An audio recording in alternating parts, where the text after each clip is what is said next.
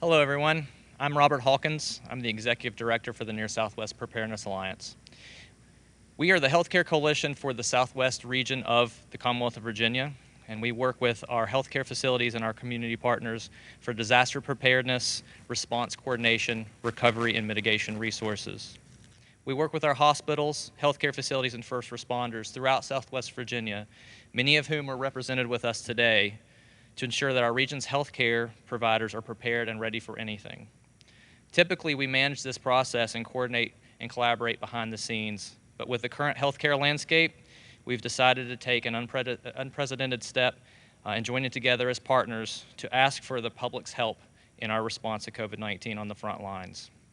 I'm joined today by Carillion Clinic, Centra Health Systems, Lewis Gale, and Sova Health Systems, fire and EMS agencies from Allegheny County, Botetourt County, City of Roanoke, City of Salem, Craig County, Franklin County, Henry County, Patrick County, Pennsylvania County, Roanoke County, the West Virginia EMS Council, and our colleagues at the Virginia Department of Health. I know that's a mouthful, but to put it in some perspective for you, that's 4 healthcare systems, 12 EMS agencies, and the Virginia Department of Health all coming together today to address the needs of the frontline providers and first responders. We're providing a united message in the front to our region and asking for your help. With the rapid spread of the Delta variant, COVID-19 has been relentless. There are 3 things the community can do to help the organizations represented here today to deliver our community needs. First is seek out the appropriate level of care, whether it be primary care, urgent care, or emergency care. Second is to get vaccinated. Third is to continue COVID-19 precautions like masking and social distancing when it's necessary.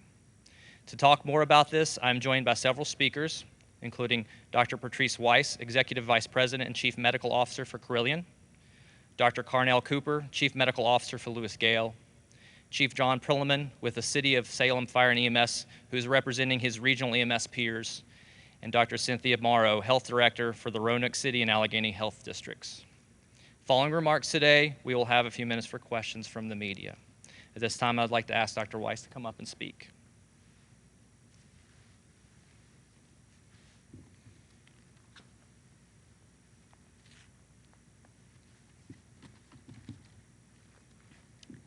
Thank you, Robert.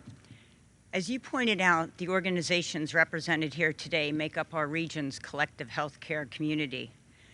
And I will tell you that we have been no stranger to collaboration, and COVID has even pushed that further.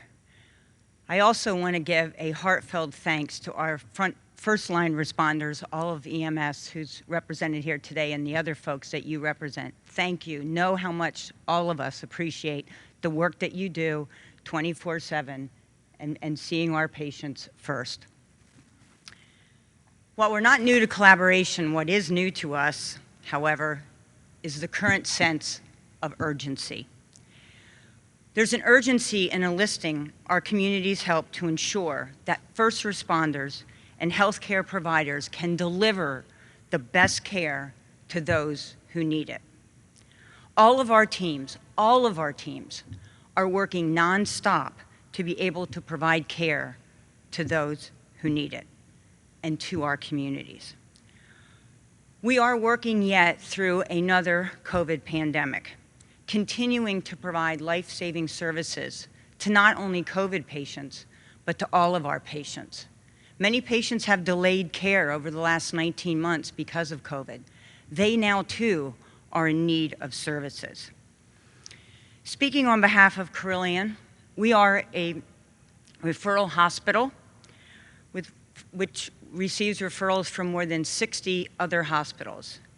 We ourselves are a 7-hospital system and a level 1 trauma center. Just based on that, we are used to being busy. However, this is a new busy for us. Because what is notable about this moment in time, however, is the amount of preventable hospitalizations that require, quite frankly, an inordinate amount of resources. Speaking as an obstetrician, I continue to see pregnant patients with COVID who are unvaccinated. And I understand, we all understand the concerns and the fears that pregnant women and their families may have. And I implore you, reach out to your obstetrician, whomever your obstetrician is, whatever system you're receiving care. They can help alleviate your fears, and they can share with you the science behind the vaccine. Since July, we at Carilion have admitted 830 patients due to COVID-19. More than 80% of those patients have not received one vaccination. It's our job to take care of all of those who are sick, no matter the reason, and we will continue to do so. Still, it truly does break our heart to see patients who are suffering when they don't need to be suffering. And unfortunately, those preventable hospitalizations may delay care for other non-COVID patients that may need our help.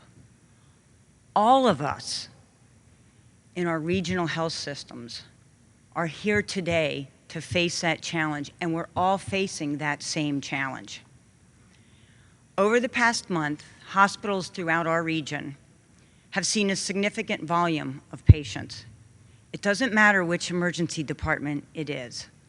All of our frontline providers are tired and are struggling to keep up with the demand, a demand that we take to heart, a demand that we all signed up for, and we will be there and we will do it. But our folks are tired. Today, I'm joined by Meg Scheffel, our Chief Nursing Officer at Carilion, and a nurse herself. She represents Carilion's more than 2,500 nurses across our system, and she and our nurses similarly know firsthand the challenges that they are experiencing and they are facing across our footprint as we tackle the challenge of the resurge of COVID-19 patients. As I mentioned, indeed, many of these hospitalizations are preventable. So please, if you haven't already been vaccinated, become vaccinated. Vaccinations are a way to train your body to fight COVID when you're exposed. You know, recently we hosted the Ironman event here, and all those folks who participated in the Ironman event underwent years and months of training. So think about the vaccination as a way to train your body to prepare for this challenge, or the challenge of the COVID-19 Ironman, if you would. We need to tackle this, and we can tackle this disease and the surge by having folks vaccinated. The best way truly to support your frontline workers, the best way to support your frontline responders, the best way to support each other is to get vaccinated. So please, I implore you, if you're not vaccinated, become vaccinated. And I know that my colleague, Dr. Carnell Cooper from Lewis Gale, will agree with me. And at this point, I'd like to pass that baton to Dr. Cooper.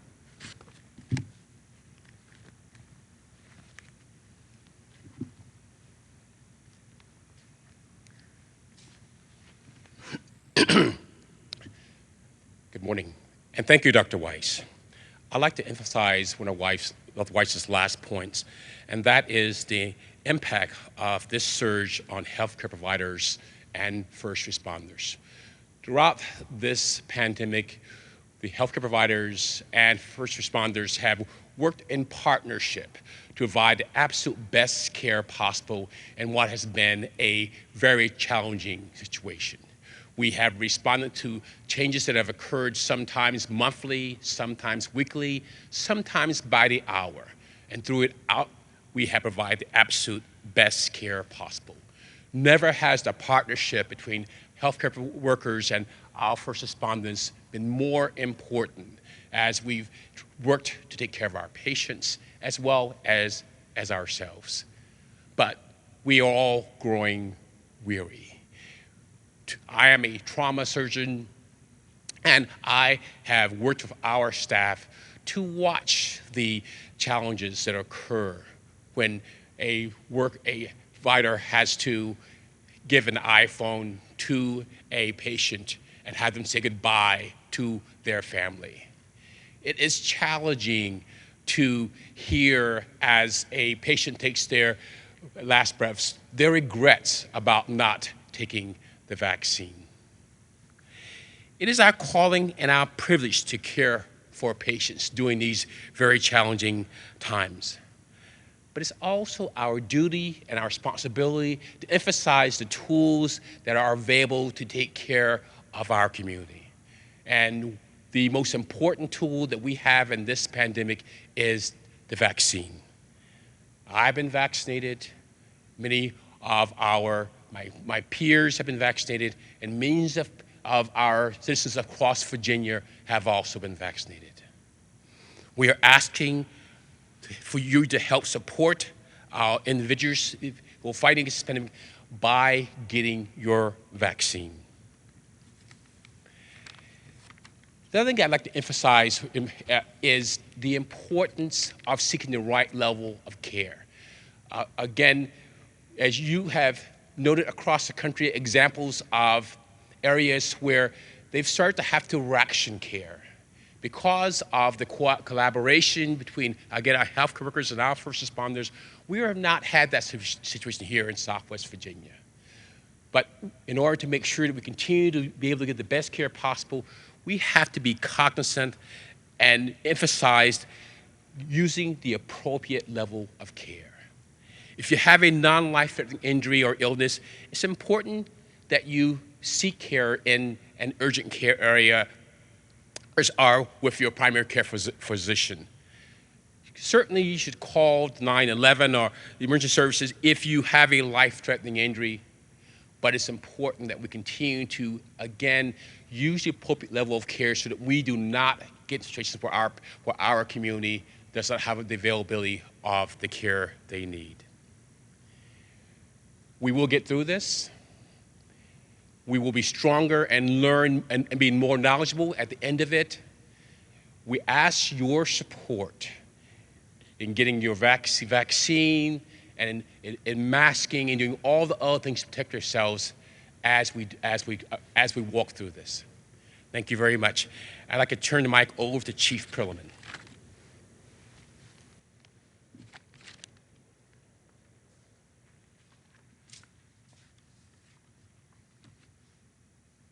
Thank you, Dr. Cooper. In an effort to match patient transport needs with available resources for non-emergency medical complaints, you are encouraged to seek medical treatment at your primary care physician, telemedicine, or at one of the local urgent cares. As always, please call 911 or go to the nearest emergency department for critical conditions, life-threatening illnesses, and injuries. While an EMS agency will never refuse service, non-life-threatening 911 calls tie up valuable medical resources for patients who could be experiencing a true emergency. There is a misconception that by calling 911, you will be seen sooner at the hospital, and that simply is not true. When we take a patient to the hospital, they are evaluated based on their level of need for urgent medical services. Patients are seen based on the nature of their illness or injury, not how they arrive at the hospital. And so we've talked about diversion. How does it affect the general public? Diversion is a temporary precautionary measure that hospitals take when the current patient load exceeds the emergency department's ability to treat additional patients promptly. It is important to note that a diversion is a request more than an order. It simply allows the hospitals to decompress. If another hospital cannot receive a patient or is too far away, the patient will go to the closest, most appropriate hospital, regardless of diversion status. Our teams on the front line are working nonstop to care for our communities. We are working through yet another wave of COVID-19, and we're continuing to provide life-saving services, not just for COVID patients. Between delayed care for the last 19 months, this current wave of COVID-19, there is no shortage of patients in need of emergency medical care. You can help your medical providers by seeking the appropriate level of care, getting vaccinated, wearing a mask, and social distancing from others. We are in no way here to judge you. We are here to help you. We ask that you please help us by getting vaccinated. It is now my pleasure to pass the mic to the leader of our COVID-19 battle, Dr. Cynthia Mora.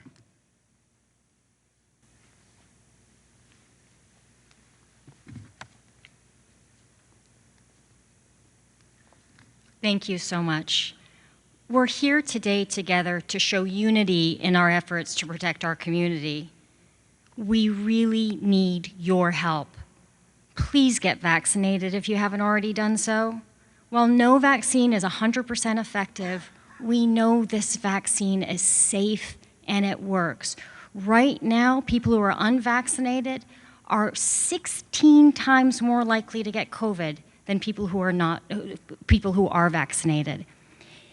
People who are vaccinated are far, far, far less likely to end up in the hospital and to need those resources that we must preserve for life-threatening injuries and illness.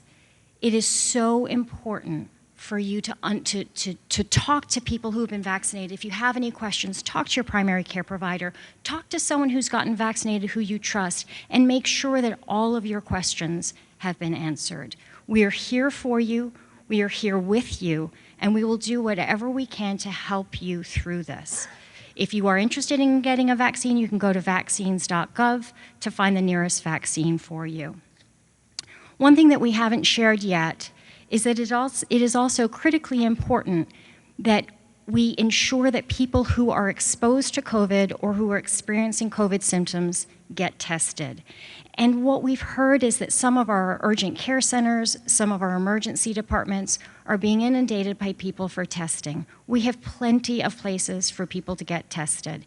Please go to our website to find a nearest testing site for you. You can go to one of our community testing events. We've been expanding those in the last week. We will continue to do whatever we need to do to expand capacity for testing.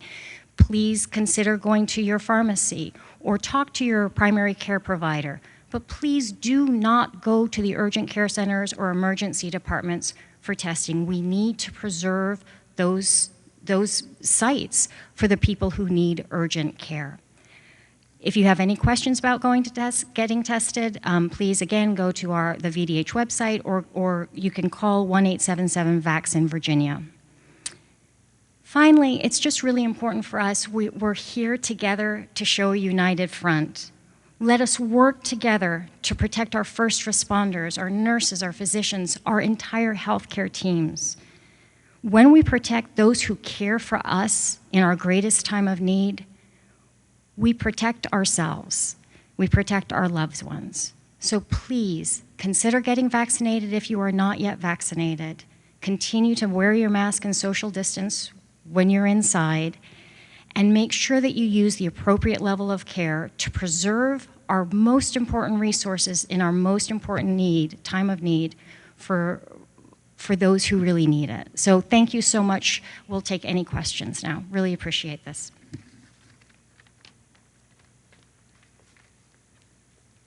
I'm going to take the opportunity to thank our speakers today, and we're open for questions. Yes, sir. You've spoken about the conditions that have led us to this point, but could you speak to what is it that has brought you to this point of urgency to come together in this unprecedented way? All right, so for that question, that's an excellent question. I'm going to turn to the colleagues. Would the hospital like to discuss that real quick about where we are and why we are where we are? And then maybe turn it over to EMS. Well, thank you for that. Thank you for that. I'm so used to wearing a mask. Thank you for that question. And quite honestly, what's brought us to this point is really the surge, the increase of patients. As I've said, we've admitted over 800 patients since July.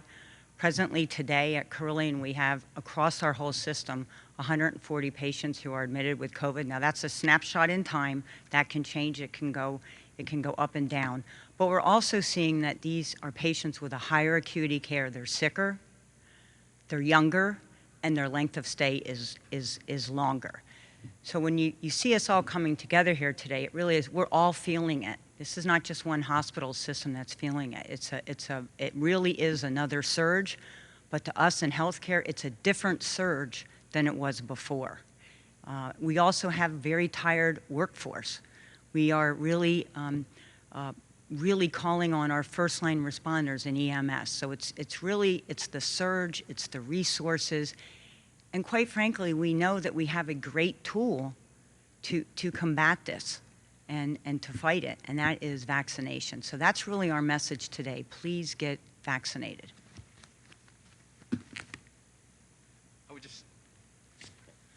I would just add that it's taking a toll on everyone, first responders and staff. And the fact that we have a tool that can prevent it from occurring, it's sort of our responsibility to sort of sound the alarm that we can do something. And again, as you've noticed that in some parts of the country, they've gotten to the point where they're having to ration care. As I said earlier, we haven't gotten to that point here, but we don't want to get to that point. We want to make sure that we are communicating with our citizens and make sure they understand and see what we see and see the opportunities to resolve the problem.